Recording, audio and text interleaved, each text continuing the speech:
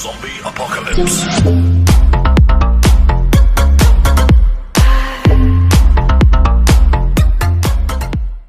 Hello everyone, welcome to lecture force. इस वीडियो में मैंने 10 मोस्ट इंपॉर्टेंट क्वेश्चंस लिए हैं जो आपके एग्ज़ाम पॉइंट ऑफ व्यू से बहुत इंपॉर्टेंट है। तो इन क्वेश्चन को करने से पहले मैं 1 मिनट बात करना चाहता हूं क्योंकि एग्ज़ाम पोस्टपोन हो गया है। ठीक है, मतलब पोस्टपोन इन द सेंस उसमें जो लिख के आया है नोटिफिकेशन में, अब की बार उन्होंने कहा है जो फ्रेश डेट ऑफ एग्ज़ाम है वो आपको टेंटेटिवली मतलब बता दी जाएगी। ठीक है, वो कोई फिक्स नहीं है। इट मीन्स कि चांसेस है कि एग्ज़ाम अक्टूबर में हो। ठीक है, जो सभी आपके ट्यूटर हैं वो अपना गैस अनुमान लगा रहे हैं। तो क्या है कि नंबर ऑफ़ क्वेश्चंस चीज़ की जब एक्सेस हो जाती है तो वो चीज़ें बोरिंग लगने लगती हैं। अब मैंने क्या किया कि मैं आपको 25 क्वेश्चंस का मॉक टेस्ट करा रहा था, तो उसकी बस क्या है कि मैंने अब नंबर ऑफ़ क्वेश्चंस कम कर दिए क्योंकि आपके मूड पे डिपेंड करती हैं चीज़ें। जब से ये नोटिफिकेशन आया है वीडियोज़ के व्यूज़ कम हो गए क्योंकि मैं रेगुलरली एनालिटिक चेक करता रहता हूँ। तो अब वीडियो के व्यू जो है रेगुलर कम हो गए हैं, मतलब ये शो करता है कि आप लोगों का इंटरेस्ट बहुत लेस मतलब कम हो रहा है। तो इसलिए मैंने नंबर ऑफ़ क्वेश्चंस कम किए हैं, लेकिन जो क्वेश्चन का रिलेवेंस है वो कम नहीं हुआ है। आपको 10 क्वेश्चन मिलेंगे अगर रोज़, अगर 2 वीडियो मिलेंगे, कोशिश करूँगा तो जो 20 क्वेश्चन होंगे वो ऐसे क्वेश्चन होंगे, वो ऐसे बाण होंगे एग्जाम में। ये बाण अगर आप चला देते हो तो आपको कोई नहीं रोक सकता फिजिक्स क्रैक होने से। ठीक है, तो पढ़ते हैं, इन क्वेश्चन को करते हैं। और आप कोशिश करना कि पहले एक बार खुद से ट्राई जरूर करना, ठीक है, बाद में फीडबैक जरूर दिया करो, ये बहुत मोटिवेशन देता है हमें। Thank you. बॉडी जिसका टेम्परेचर T केल्विन पर है इतना एमिट करती है एनर्जी, कितना E। यदि टेम्परेचर डिक्रीज होकर T/2 केल्विन रह जाए तो फिर अब कितना एमिट करेगी। तो देखो इस क्वेश्चन को तो हम कर ही लेंगे। इसके साथ साथ आपको एक बात बता दूं कि आदर्श परफेक्ट ब्लैक बॉडी होती है वो जो अपने तल पर गिरने वाले पूरे प्रकाश का अवशोषण कर ले, चाहे वो प्रकाश किसी भी वेवलेंथ का हो। मेरी बात ध्यान से सुनना। और एक बात और बता दूं, उसके लिए आदर्श कृष्णिका के लिए परफेक्ट ब्लैक बॉडी के लिए ए का मान 1 होता है। ठीक है, ऑप्शन में आपको अनंत भी दिखेगा। आप सोचोगे आदर्श परफेक्ट ब्लैक बॉडी है तो उसका अनडिफाइंड यानी कि अनंत कर देते हैं, वो गलत होता है। कितना होता है, सबसे पहला तो ये फैक्ट याद रखना। दूसरा चीज़, इससे साथ साथ ये भी याद रखना कि जो प्रैक्टिकली यानी कि व्यवहारिक लाइफ में कोई भी ऐसा नहीं है जो परफेक्ट ब्लैक बॉडी हो। जैसे कई लोग काजल की बात करते हैं या प्लेटिनम की कालिक की बात करते हैं, तो वो नियरली होते हैं ना कि exact. Similarly like that Adarsh gas की तरह। और एक चीज़ और, जो अगर कहीं पे कोई आ जाए, ये टर्म्स दिया रहे, सपोज एक टर्म्स दिया है आपको कि अच्छे अवशोषक, जैसे सपोज आपको कहे कि अच्छे अवशोषक अच्छे उत्सर्जक भी होते हैं, तो कहेगा ये किसके नियम के अनुसार है, तो इसमें स्टीफन ना कर देना। ठीक है, इसमें स्टीफन ना कर देना, इसमें किरचॉफ के नियम के अकॉर्डिंग। किरचॉफ के नियम के अकॉर्डिंग क्या होता है, अच्छे जो अवशोषक होते हैं वो अच्छे उत्सर्जक भी होते हैं। अब इस क्वेश्चन को करते हैं, जिसमें देखो आप एक याद रखना, स्टीफन ने नियम दिया था जो एनर्जी एमिट होती है, जो ऊष्मा विकिरित होती है, उत्सर्जित होती है, वो डायरेक्टली प्रोपोर्शनल होती है T⁴ यानी कि टेम्परेचर की पावर 4। इससे क्वेश्चंस हमेशा पूछे जाते हैं। अब देखो आपको क्या करना है कि जैसे फर्स्ट क्वेश्चन की बात करें तो हमारा E डायरेक्टली प्रोपोर्शनल होगा T, तो हम यहाँ पे E1/E2 कर लें, तो ऊपर है T, नीचे हमारा T/2 हो जाएगा। इसकी हमें पावर करनी है 4। अब देखो T से T कट हो जाएगा और ये 2 ऊपर जाएगा, 2 ऊपर जाके 2 की पावर 4 हो जाएगा। तो 2 की पावर 4 का मतलब हमें 2 की पावर 4 करेंगे तो क्या आना चाहिए, 16 आना चाहिए। अब आप देखो क्रॉस मल्टीप्लाई करोगे तो E/16 हो जाएगा। लेकिन अगर किसी ऑप्शन में देखें इसमें 16 नहीं है, इसमें 16 नहीं है, इसमें 16 नहीं है, तो मेरा यही अपने आप आंसर हो गया। ठीक है, और मैं आपको एक ट्रिक भी बताऊं इस क्वेश्चन की। अगर आपके ऑप्शन के डिज़ाइन ऐसे हैं जैसे कि इस क्वेश्चन में आपको दिख रहे हैं, तो आपको कुछ भी नहीं सोचना है। जैसे कि सेकंड क्वेश्चन है, इसमें आपको पेन भी नहीं उठाना है। मैं ट्रिक पहले इसको बता दूं जैसे आप करते हो ट्रेडिशनली, फिर मैं बता रहा हूँ ट्रिक। क्या है कि सरफेस का टेम्परेचर कितना था, 727। दूसरी वस्तु की सरफेस का टेम्परेचर था 327। तो उनकी जो एनर्जी का होगा, उत्सर्जित एमिटेड एनर्जी का जो रेशियो है वो फाइंड करना है। तो हम उसी से जा सकते थे, E directly proportional to T⁴।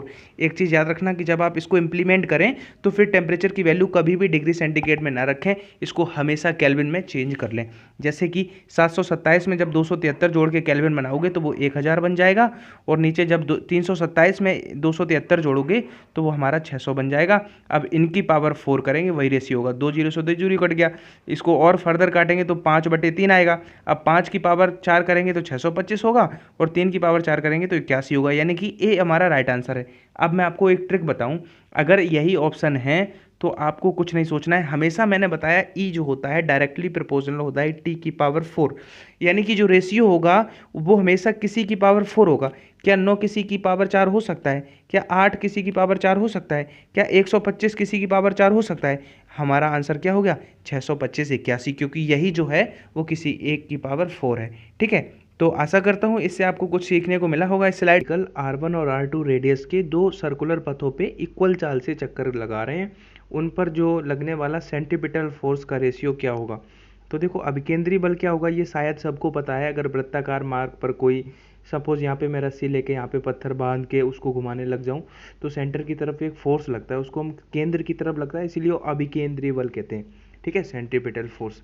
तो उसका एक फॉर्मूला होता है F is equal to mass और वेलोसिटी का स्क्वायर अपॉन उसकी रेडियस, जो सर्कल में लगाएगा उसकी जो त्रिज्या होगी वो। यानी कि अगर हम इन्होंने कहा है कि इक्वल समान मास है, यानी कि मास भी कांस्टेंट है दोनों का, और दो पार्टिकल हैं उनकी वेलोसिटी भी सेम है क्योंकि समान चाल से चल रहा है तो v भी कांस्टेंट है। तो अगर ये दोनों चीज़ें कांस्टेंट हैं तो वी कैन राइट कि f इनडायरेक्टली प्रोपोर्शनल है उसकी रेडियस के।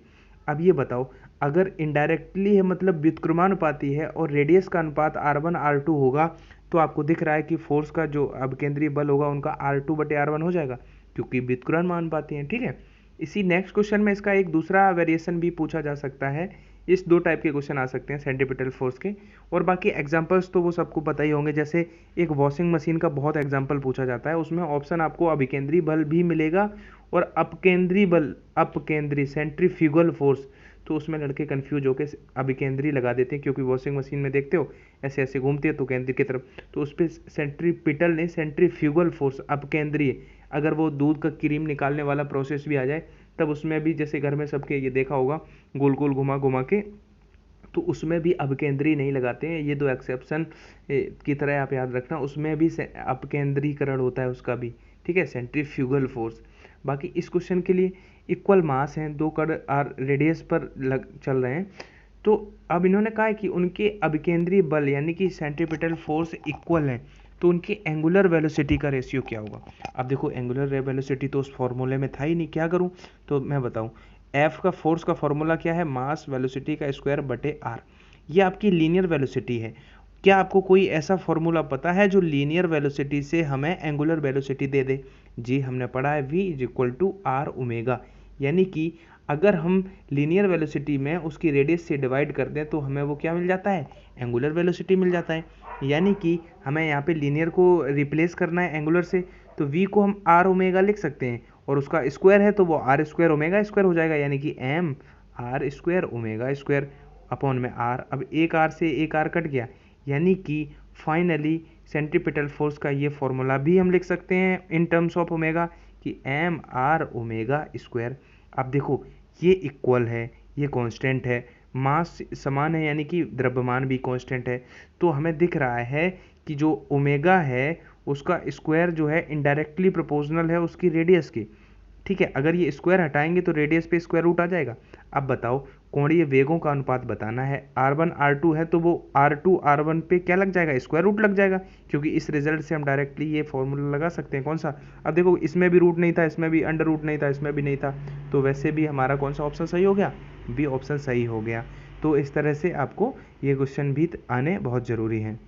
निम्न में से किसमें काइनेटिक एनर्जी, अब देखो कितना अच्छा क्वेश्चन है कि आपको 4 एग्जांपल्स दिए गए हैं। फिजिक्स के पेपर में ऐसे क्वेश्चन जरूर एक्सपेक्ट करना आप लोग, एक दो क्वेश्चन ऐसे जरूर मिलते हैं जिनको आप विजुअलाइज करके अपने मतलब मेंटल विजुअलाइजेशन से कर सकते हो। जैसे देखो आपको पता होना चाहिए पोटेंशियल एनर्जी क्या होती है और काइनेटिक, अगर आपको पता है इनमें डिफ्रेंशिएट करना आता है तो आप कर पाओगे। जैसे ये तो बहुत अच्छा एग्जाम्पल है चाबी, ये देखो ऐसे भी पूछा जा सकता है एक फैक्ट की तरह कि चाबी भरी हुई घड़ी में जो घड़ी जो आपने देखा है चाबी भर देते हैं तो वो स्प्रिंग में उसमें पोटेंशियल एनर्जी स्थितिज ऊर्जा होती है।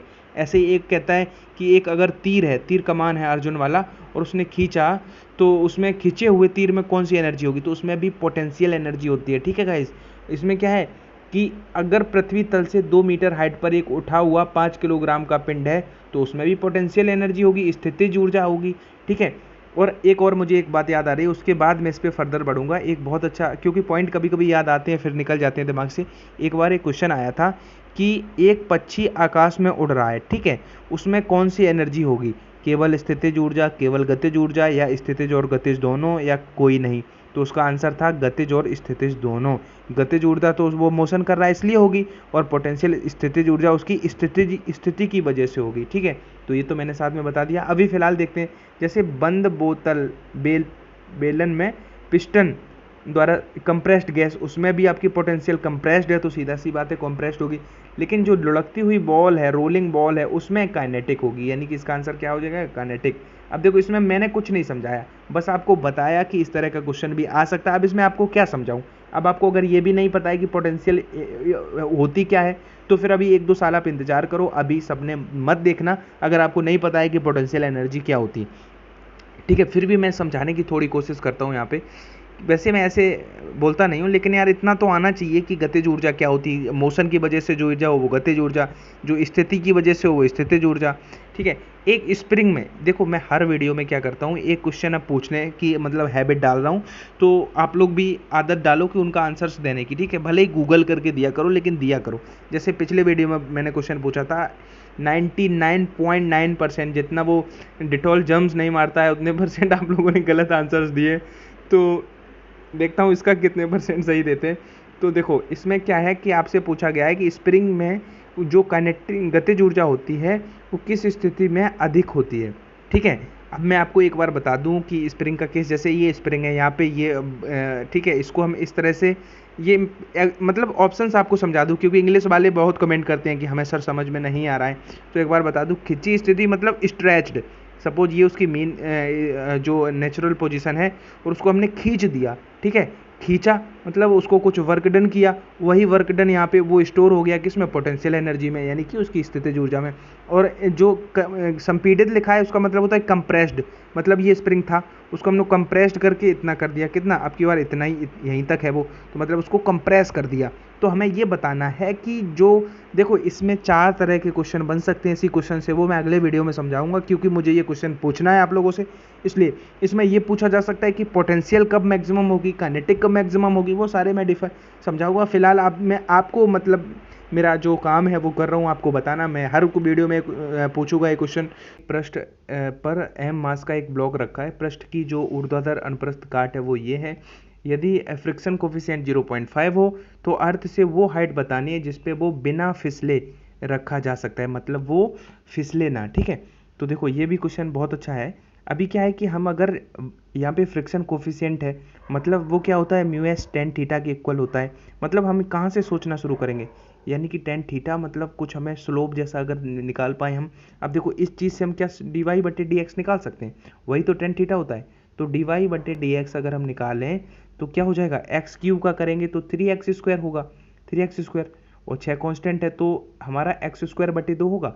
तो x² बटे 2 जो है वो मेरा डी वाई बटे डी एक्स है, यानी कि टेन थीटा को हम लिख सकते हैं वो, और टेन थीटा कितना है, 0.5 है, यानी कि 0.5 का मतलब आधा, यानी कि आधा 0.5 है, 0.5 टेन थीटा है, तो टेन थीटा ये है तो ये है, यानी कि 2 से नीचे वाले 2 ये कट गया, यानी कि x² की वैल्यू हमें कितनी मिल गई, 1 मिल गई। अब x² अगर 1 है तो x हमारा प्लस भी हो सकता है 1, -1, क्योंकि -1 का वर्ग भी 1 आता है, +1 का भी वर्ग 1 आता है। अब वो ऊर्ध्वाधर हाइट इससे हम कितनी निकाल सकते हैं, x का मान 1 रखेंगे तो 1/6, यानी कि 1/a ऑप्शन इसका राइट आंसर। अब देखो फ्रिक्शन से बहुत तरह के क्वेश्चन बन सकते हैं, वैसे मैं कितने बताऊं आपको। जैसे फ्रिक्शन है कैसा है, यानी कि आपका कंजर्वेटिव फोर्स है या नॉन कंजर्वेटिव फोर्स है, तो ये नॉन असंरक्षी बल होता है। कैसा, असंरक्षी बल। जैसे कि बहुत तरह के फ्रिक्शन होते हैं आपके, गतिक घर्षण, स्थैतिक घर्षण, लोटनिक घर्षण, उनका आप डिसेंडिंग ऑर्डर में लगवा सकता है, असेंडिंग ऑर्डर में लगवा सकता है। तो ये सारे ही फैक्ट अगर आपके अभी क्लियर नहीं है तो फिर अभी क्या है कि क्लियर कर लो, क्योंकि आपको इतना टाइम दे रहा है भगवान, एग्जाम पोस्टपोन होते चला जा रहा है, पोस्टपोन होते चला जा रहा है। तो इसका क्या है, अपॉर्चुनिटी को आप अवसर में बदल दो। आप सारे ही प्लेलिस्ट में आप 3 से 4 वीडियो रोज देखोगे ना लक्ष्य एयरफोर्स की प्लेलिस्ट से, मैं दावे के साथ ये बात कह सकता हूँ कि आपको कोई नहीं रोक सकता, फिजिक्स में फेल कोई नहीं कर, मतलब आप बहुत अच्छे मार्क्स से फिजिक्स में पास हो जाओगे। मैं इतनी मेहनत कर रहा हूँ आप लोगों के साथ, बस आप मैथ और उस पर भी फोकस कर लो, इंग्लिश पे, तो फिर एक्स ग्रुप तो आपका किसी ने भी नहीं रोका। सबको जो सवाल आपको आपकी स्क्रीन पे दिख रहा है ये एयरफोर्स का ऑल टाइम फेवरेट क्वेश्चन है, जिसमें डिस्प्लेसमेंट और टाइम का इक्वेशन दिया है, कितना, y = -2/3t² + 16t + 2। ठीक है, तो फिर क्या है कि हमें ये बताना है कि कितने टाइम के बाद वो रेस्ट में आ जाएगी, यानी कि वो जो वस्तु है वो मोशन नहीं करेगी, यानी कि विरामावस्था में आ जाएगी। ठीक है, तो हमें क्या करना पड़ेगा इस क्वेश्चन के लिए? इसको एज यूजुअल आप लोग प्लीज़ यार खुद से ट्राई ज़रूर कर लिया करो इनको, और अपने आप को मोटिवेट भी कर दिया करो। अगर आपसे क्वेश्चन हो जाते हैं तो किसी और के मोटिवेशन की ज़रूरत नहीं है, आप अपने आप से बोला करो वेल डन, आपका जो भी नाम है, मतलब आप अच्छा कर रहे हो। तो देखो क्या करना है, वैसे इजी क्वेश्चन है, लेकिन ये नहीं है कि हर बार मैं टफ क्वेश्चन लेके ही डराता रहूँ आपको। देखो जो पैटर्न एयरफोर्स का है वही क्वेश्चन मैं आपको करा रहा हूँ। अब देखो क्या है कि अब अगर ये बताओ कि डिस्प्लेसमेंट और टाइम का इक्वेशन है, यानी कि जो वेलोसिटी होती है, चाल होती है, जो वेग होता है वो क्या होता है, विस्थापन बटे समय। यानी कि अगर हम इस इक्वेशन को टाइम के साथ डिफ्रेंशिएट कर दें तो फिर हमें वो वेलोसिटी दे देगा। ठीक है, वो वेग दे देगा। अब देखो इसको डिफ्रेंशिएट करते हैं तो -2/3 बाहर लिखा, इंटू टी स्क्वायर का क्या होता है 2t। ठीक है, +16 को बाहर लिखा, टी का कितना हो जाएगा 1, +2 का तो 0 हो जाएगा क्योंकि एक वो कांस्टेंट है। अब देखो, अब अगर हम देखें कि हमें क्या करना है कि कितने समय के बाद वो विरामावस्था में आ जाएगी, इस टर्म्स का मतलब है कि कितने समय के बाद वेलोसिटी का मान 0 हो जाएगा। ठीक है, हमने 0 कर दिया। अब हमें उसी टी का मान बताना है, तो यहाँ पे 16 है, 16 जब इधर आएगा तो -16 हो जाएगा, यानी कि -16 is equal to -2/3 into 2 × T, यही तो दिख रहा है। अब निगेटिव से निगेटिव खत्म, यानी कि इधर 16 है, टी की वैल्यू क्या रख दें कि इधर भी 16 आ जाए। अगर हम टी की वैल्यू ऑप्शन से उठा के 12 रख देते हैं तो ये 12 से ये कितने टाइम्स कट हो जाएगा, यहाँ पे अगर 12 वैल्यू रख देते हैं ऑप्शन से तो 4 टाइम्स कट हो जाएगा, तो 4 2 जा 8 2 जा 16, यानी कि सेटिस्फाइड हो गया। और आप इसको फर्दर कैलकुलेट भी कर सकते हो। देखो कंपटीशन में क्या होता है कि आपको टाइम सेव करना है। चैलेंज ये नहीं कि आपने क्वेश्चन कर लिया, वहाँ पे चैलेंज ये रहता है कि आपने क्वेश्चन सबसे जल्दी किया कि नहीं। ठीक है, नहीं तो और कोई सिलेक्शन ले जाएगा। ठीक है, पीएसएल में आपका नाम नहीं होगा। तो इसलिए मैं कहता रहा हूँ तो कि स्पीड पे भी वर्क करो, एक्यूरेसी और स्पीड दोनों को मेंटेन जो बच्चा कर लेगा वो एग्जाम 100% क्वालिफाई करेगा। तभी मैं कहता हूँ कि क्वेश्चंस को एक बार खुद से ट्राई जरूर किया करो। एक संगमरमर ए को किसी भवन के तल से वर्टिकली नीचे की ओर फ्री फॉलिंग मतलब छोड़ दिया गया। ठीक, एट द सेम टाइम संगमरमर बी को हॉरिजॉन्टली प्रोजेक्टाइल करके फेंका गया। तो हमें बताना है कौन सा पहले आएगा, ए पहले आएगा या बी पहले आएगा, या दोनों एक साथ पहुंचेंगे या कोई नहीं। तो देखो इस तरह के क्वेश्चन आपने देखा होगा प्रैक्टिस सेट में बहुत मिलते हैं। एक वो वाला भी फेमस क्वेश्चन है, कॉटन है एक, और एक यहाँ पे पत्थर है, तो कॉटन पहले आएगी या पत्थर। तो एक बात मैं आपको बता दूं कि इस तरह के क्वेश्चन में आपको ये एज्यूम करना पड़ेगा, चाहे वो कॉटन वाला क्वेश्चन हो, कि वहाँ पे एयर कॉलम से यानी कि वैक्यूम मानना पड़ेगा। ठीक है, वहाँ पे जो एयर का जो आपका वो अवरोध है यानी कि वायु का, वो नहीं है। ठीक है, तो इन तरह के क्वेश्चंस में आंसर तो इसमें भी वही है, दोनों सेम टाइम पे पहुंचेगी। लेकिन अगर थोड़ा आप समझना चाहो तो मैं आपको समझा सकता हूँ कि ये जो है, ठीक है, ए वाला, उसको उन्होंने डायरेक्ट नीचे फेंक दिया। ठीक है, अब इसको क्या किया, पहले हॉरिजॉन्टली फेंका, तो तब तो इस पे जो आपका ग्रेविटी होगा, ड्यू टू ग्रेविटी जो एक्सेलरेशन होगा वो इसके इक्वल क्यों होगा, क्योंकि इस पे जो मूवमेंट वेलोसिटी इधर वाली होगी वो कंसीडर नहीं करेंगे, क्योंकि जब वो नीचे आ रहा है तो जो इसका इनिशियल वेलोसिटी 0 है, लेकिन इसका भी नीचे आने के लिए इनिशियल वेलोसिटी इसका भी 0 कंसीडर करेंगे। तो एक्सेलरेशन ड्यू टू जो ग्रेविटी होगा वो बोथ पे सेम होगा, यानी कि ये दोनों एक साथ पहुंचेंगे। ठीक है, सी ऑप्शन इसका राइट होगा। तो इस हमेशा तुमसे कहता हूँ कि कुछ क्वेश्चन आपको आपके पेपर में ज़रूर ऐसे मिलेंगे जिनको आप कॉमन अपनी अंडरस्टैंडिंग से कर सकते हो। मतलब अगर आपने उस चैप्टर को नहीं भी पढ़ा है, जैसे ये क्वेश्चन है, एक 10 ग्राम का एक 40 ग्राम की दो गोलियां थी, दोनों को P तथा Q के वेग से, मतलब उनका एक का वेलोसिटी 20 मीटर पर सेकेंड था, दूसरे का 5 मीटर पर सेकेंड था। दोनों गोलियां एक गीली मिट्टी की दीवार से टकराई। ठीक है, तो क्या पूछा है कि P, जैसे ये दीवार है, ठीक है, ये गीली मिट्टी की दीवार है, तो ये आ रही है 20 के वेग से 10 ग्राम की, तो ये बता रहा है कि एक मतलब दोनों इक्वल, जहाँ तक ये पहुँचेगी वहीं तक भी पहुँचेगी, या फिर जो ज़्यादा मास है उसका वो ज़्यादा दूर पहुँचेगी, या मतलब ये आप अकॉर्डिंगली पढ़ सकते हो। तो देखो अगर हमें कुछ भी नहीं आता है, ठीक है, मैं मान के चल रहा हूँ कि आप एकदम डल हो, तो आप ये तो जानते हो कि कोई चीज़ है वो जितना मोमेंटम होगा उतना ही तो आगे डिस्प्लेस करेगी। तो अब ये बताओ, मोमेंटम मतलब मास वेलोसिटी, हमें कुछ नहीं पता है, इसका मास कितना है 10 ग्राम और इसकी वेलोसिटी है 20, तो मोमेंटम कितना हुआ 200। अब जो कमेंट्री भी सुनते होगे क्रिकेट, देखो इतने मोमेंटम से बॉल को हिट किया, तो मोमेंटम देखो इतना मास है उसका और वेलोसिटी कितनी है 5 मीटर, तो उसका भी मोमेंटम हमारा 200 हो गया। अब मोमेंटम अगर दोनों का सेम है तो फिर क्या कहें, हम दोनों इक्वल इंटर करेंगी, ठीक है, दोनों बराबर प्रवेश करेंगी, ठीक है। ये नेक्स्ट क्वेश्चन है, ये बहुत जरूर, ये आप देखो जो एयरफोर्स की ऑफिशियल वेबसाइट वाला जो मैंने मॉडल पेपर कराया है, जिन बच्चों ने उनको दिया होगा, मैंने आपको जो ऑफिशियल था उसकी PDF बना के कराया है, जो cdsc.in पे दिया हुआ था, उसमें ये क्वेश्चन शायद है, ठीक है। तो इसका मतलब इस तरह के क्वेश्चंस बहुत इंपॉर्टेंट है कि कांस्टेंट वेलोसिटी v से एक m मास की एक वस्तु उसी वेलोसिटी से अपोजिट साइड में m मास की वस्तु से टकराई, ठीक है। मैं समझा दूँ, विजुलाइज करा दूँ। m मास की थी, उसका वेलोसिटी v था, इधर से आई और इधर से एक m मास की ही वस्तु आपकी टकराई, ठीक है, ठीक है, उसी वेग से, मतलब इसका भी वेलोसिटी v है।